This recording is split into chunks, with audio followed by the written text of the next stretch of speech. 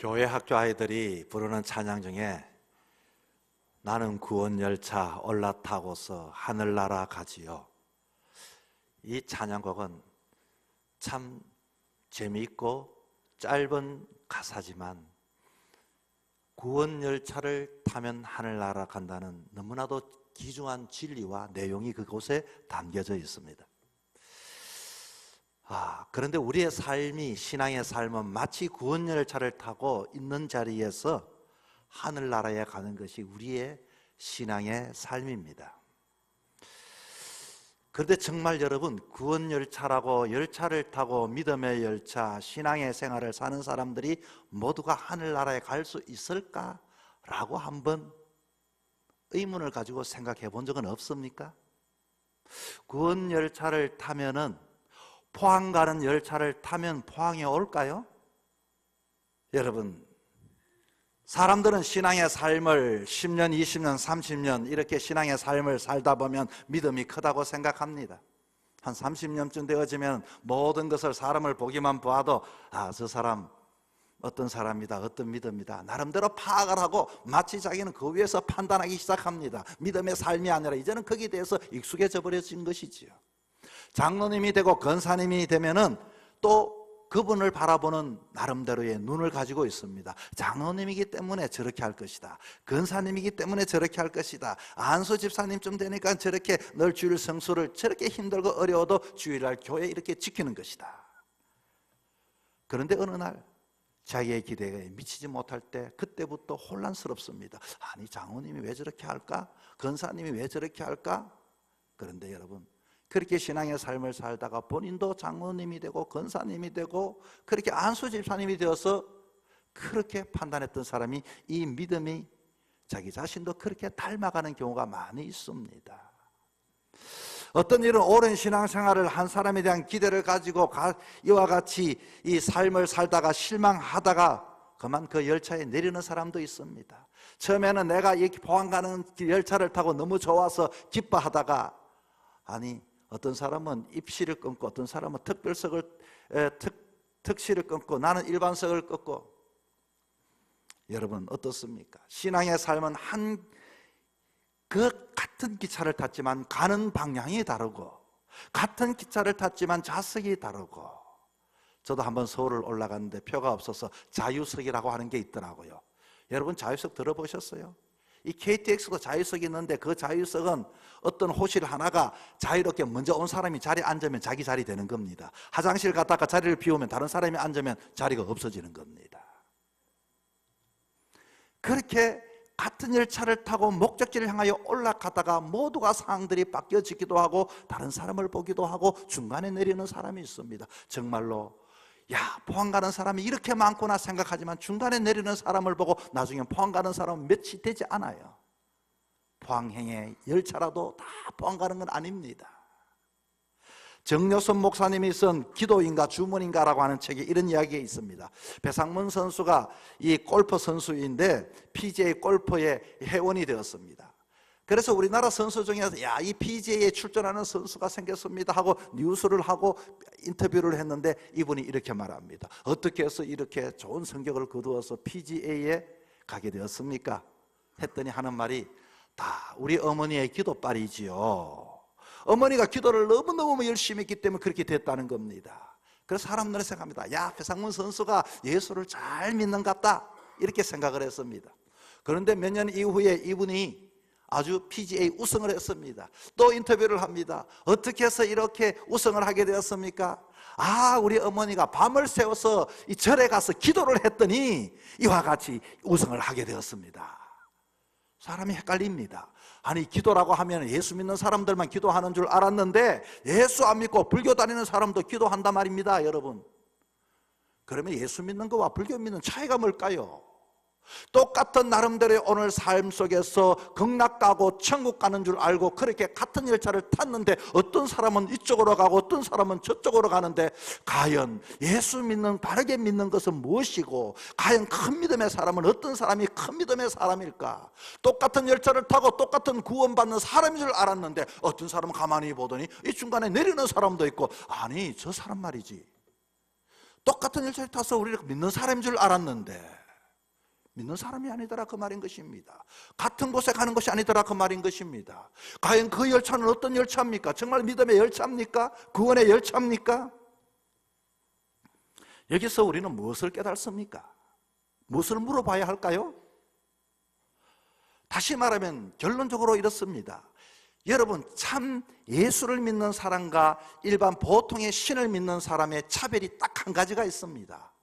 그것은 하나님을 믿는 사람은 믿음의 신앙을 우리의 삶의 중심의 초점을 믿는 대상에게 두는 사람은 하나님을 믿는 사람이지만 하나님 외에 다른 신앙의 사람은 모든 초점을 자기에게 두는 사람은 타 종교인 것입니다.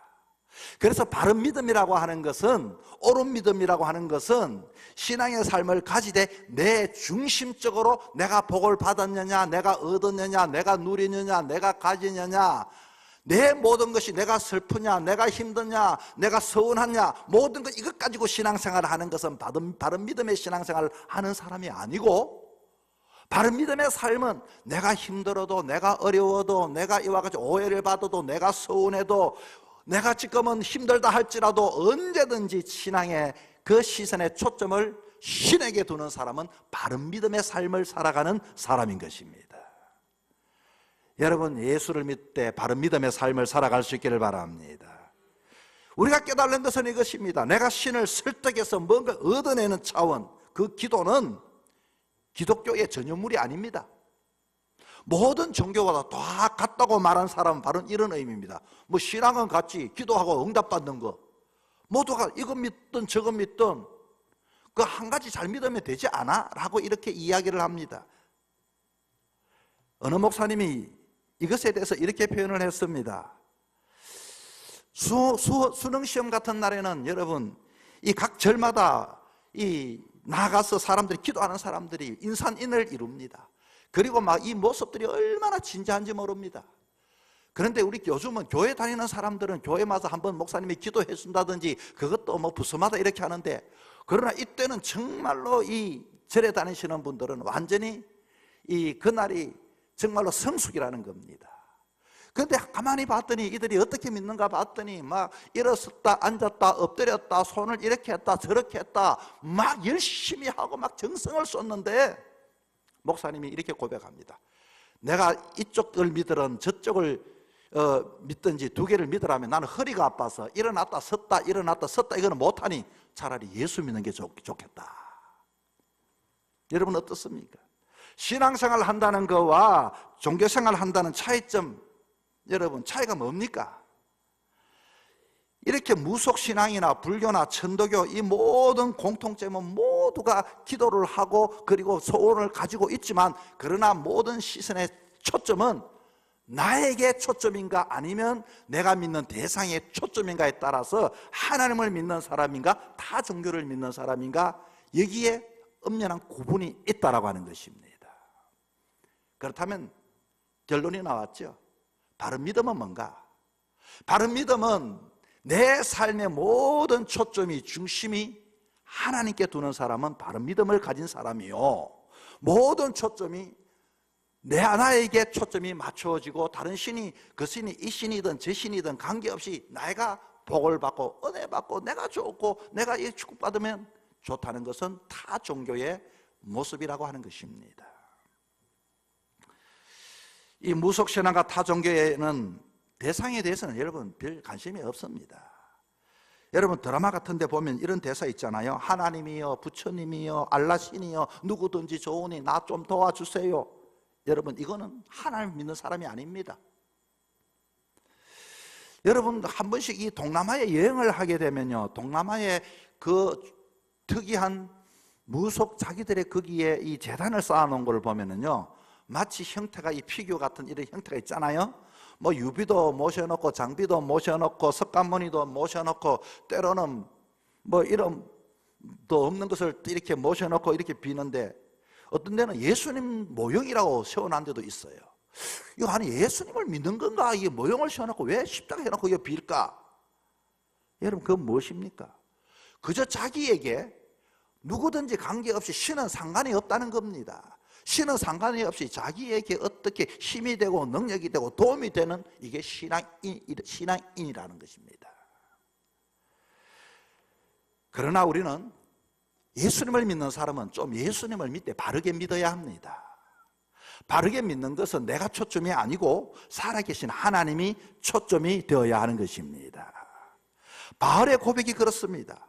이제는 내가 살든지 죽든지 내 몸에 온전히 그리스도의 생명만 나타나기를 원하노라. 내 생각을 버리고 내 욕심을 버리고 오로지 주님을 모든 것을 위해서 내가 포기하고 모든 것을 내가 가진 것은 배설물로 여겼다. 가치 없는 것으로 여겼다. 이게 예수 믿는 사람의 신앙의 바른 믿음인 것입니다. 여러분 생각해 보십시오. 옛날에 인간들은요, 지구를 생각할 때 지구 중심으로 태양이 돈다라고 했습니다. 그러나 좀 더 지식을 가지고 연구를 해봤더니 지구 중심으로 태양이 도는 것이 아니라 바로 태양 중심으로 지구가 돈다는 것을 알게 되어졌습니다.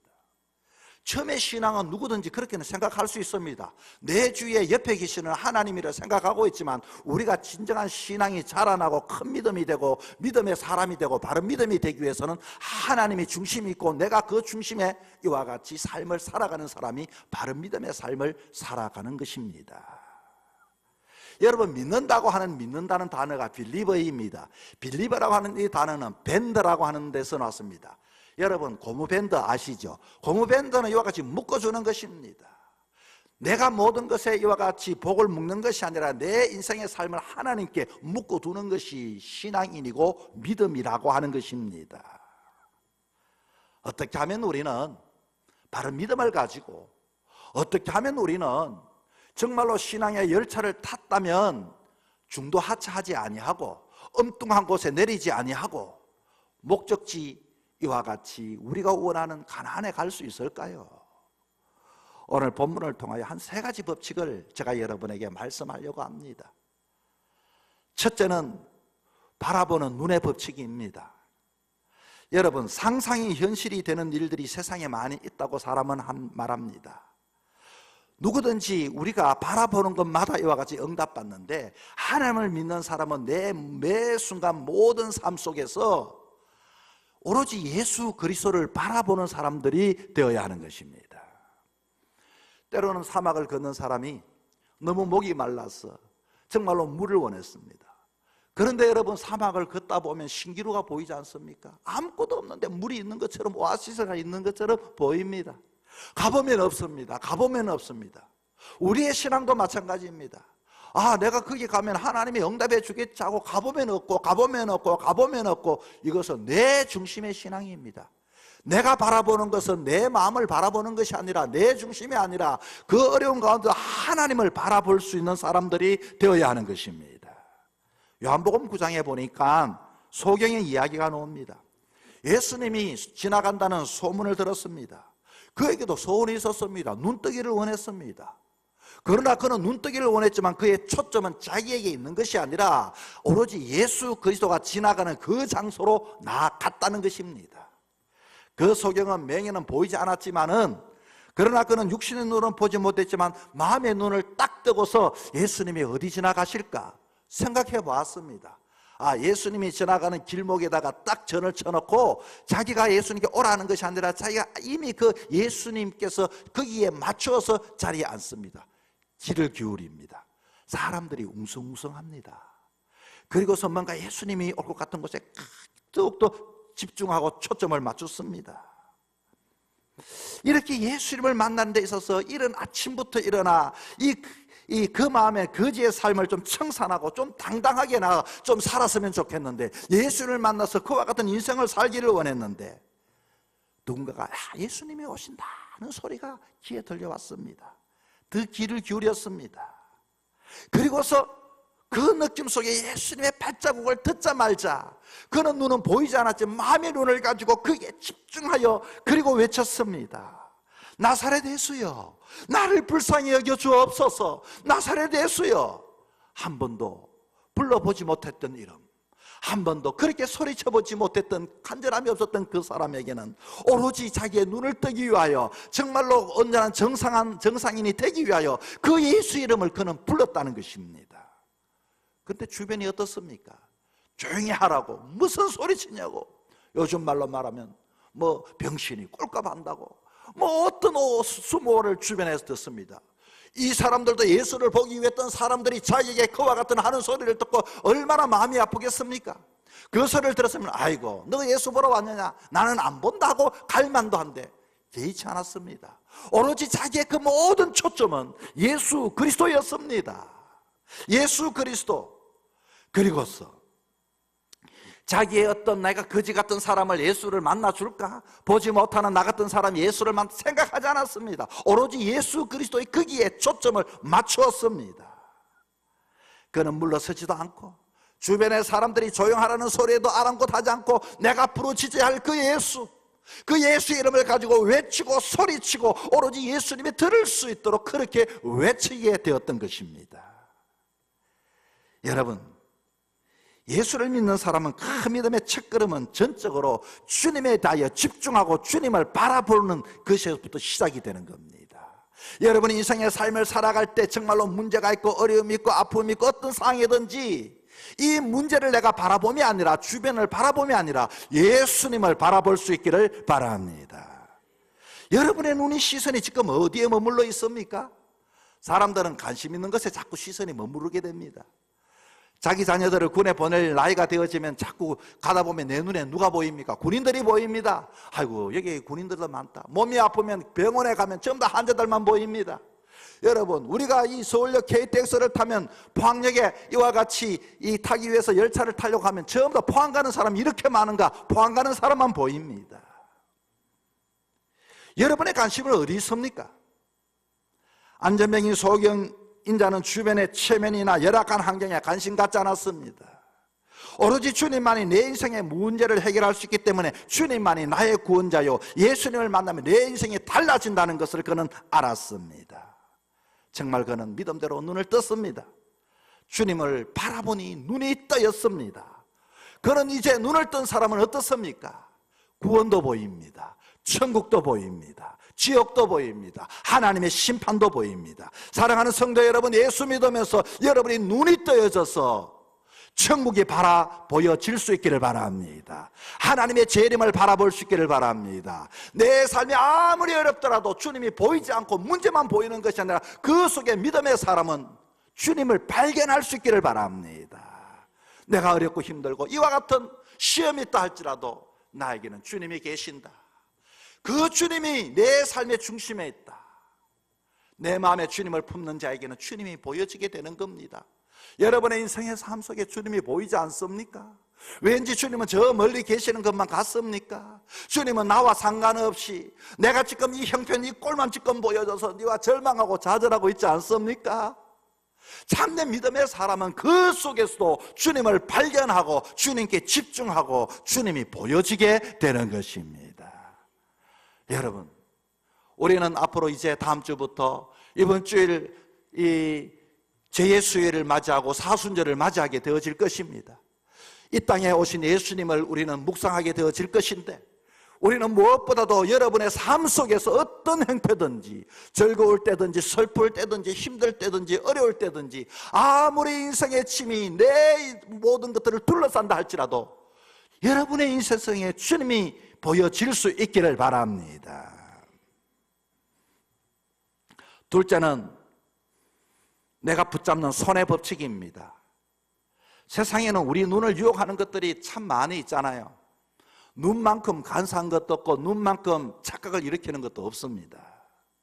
때로는 눈이 나빠지면 저게 안지, 언지, 글자를 보면서도 이것이 분명히 보이지 않을 때가 있습니다. 그러나 우리는 붙잡지 않고는 아무것도 내 것이 되어질 수가 없습니다.